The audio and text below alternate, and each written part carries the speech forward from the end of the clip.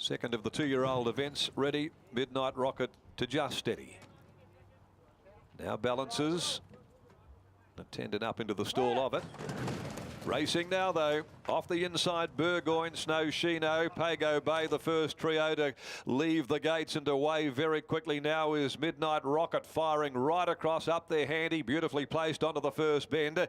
Behind those in the clear is Ronaldo, and they're being followed further back when they'd settled down. Stella ran in the back half of the field. Kakadu, then came He's a Looker, and the tail ender is Regal Magic, and so along by the 700 they stride, and Snow Shino had worked its way to the top, about 3/4 in front. Pago Bay, the speed coming off as the baldy-faced Chestnut leads the way onto the corner, 1.5 lengths to Burgoyne, and then on the outside is Midnight Rocket, the newcomer running fourth, 1.5 lengths away on the inside. Then came at the top of the home straight Stella Ran. It was being closely followed by Kakadu and also Ronaldo, and further back He's a Looker, the tail ender straightening for home, Real Magic by the 300. However, Snow Shino had been tackled by Pago Bay, Burgoyne, and back in behind them came Midnight Rocket. Here comes Kakadu down the middle of the track though with a run at the 100. Kakadu ranged up to Snow Shino, and over on the inside battling back is Burgoyne. Burgoyne though kicks Burgoyne. It's Burgoyne on the inside that fought back and has just won from Kakadu. Snow Shino. Stella Ran is close up with Pago Bay and also Midnight Rocket. Deeper out then Regal Magic. In behind those when they'd pulled up is He's a Looker, and Ronaldo has put in an inglorious effort, certainly by Ronaldo's standards, to finish at the tail.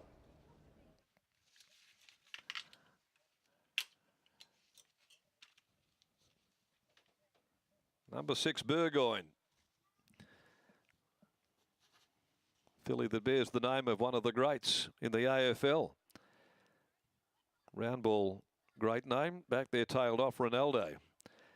Burgoyne, Sean O'Donnell really stuck on well. Down near the inside, Kakadu loomed as the winner, fleetingly with 150 to travel. But this has really rallied strongly underneath the baldy-faced Snow Shino.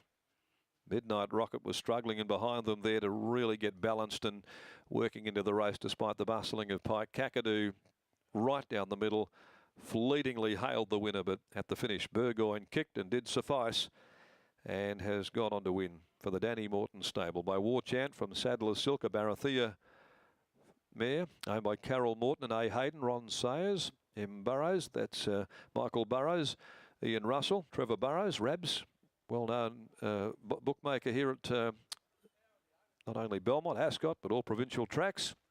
Mrs. D.G. and G. Pratt, A.D. Ryan and Scotty Thornett, and ridden by Sean O'Donnell. A good fighting victory here by Burgoyne over Kakadu by Galar from Liberty Isle, Vernon Brockman, Jason Brown, and third money to 9 Snow Shino by Machino from Classical Snow, David Harrison and Paul Harvey.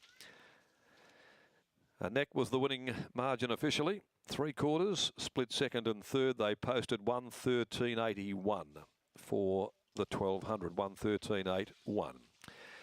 Third race, the Tab Touch handicap for the 3-year-olds over 1200 with 4 and 8 both out. Just the 6 to run. Tycoon Mikado and also Music Beat are out of race number 3 for the day. Let's head downstairs now, and it was in the first set of those Yarradale colours that we have seen the winner salute in Burgoyne. Let's go down to the yard. Here's Gareth. Yeah, well done to Dan Morton. That was a good performance by Burgoyne. The filly had a lovely gate in the end and got through, and yeah, it was too good in the end. Yeah, it was good.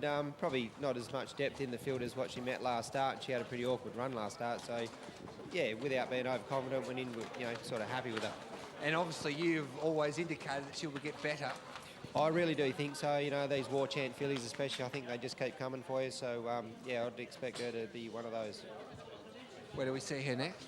Oh, we'll just, just edge along. She won't be overtaxed this prep, but she might have 1 or 2 more and then go to the paddock. Well done, Dan. Thank you. There's Dan Morton there, the winning trainer of Burgoyne. So the filly too strong in the second race to take out the second of the 2-year-olds, Birdie. And Shorty made use of that barrier. He never went round a horse. No, use that cutaway, and you know we've talked about where the best part of the track will be to come down. So far we've seen one come down the outside, but it seems there's nothing wrong with that cutaway. It come use that cutaway surface there, and we'll ask Sean about that. And great to see him back in the winner's circle. He's been on a bit of a break, I think. We'll have to ask him where he's been. Hopefully well travelled.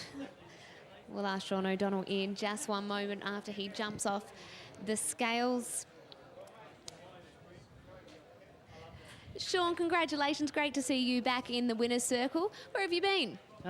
Been gallivanting around with Sarah all over America and Arizona, so 3 weeks, and now we're back to business.